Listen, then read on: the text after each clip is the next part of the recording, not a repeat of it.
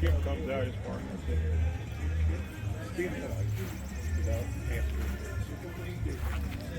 My grandfather's car died and was driving 2 years to get 21,000. I said it's going in and out of three garages. Everybody was going to the store to fix it back up. And I said I had a guy come over and look at it. I'm like, hey. The guy looked at it. I gotta start with 50. I got skipped it.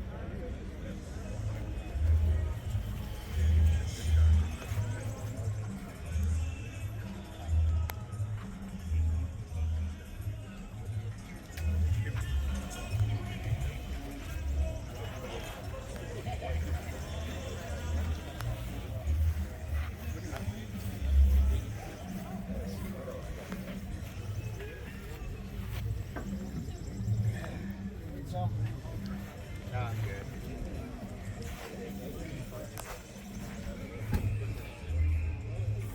I'm not going to do that.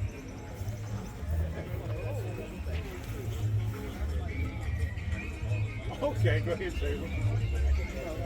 No, Peggy.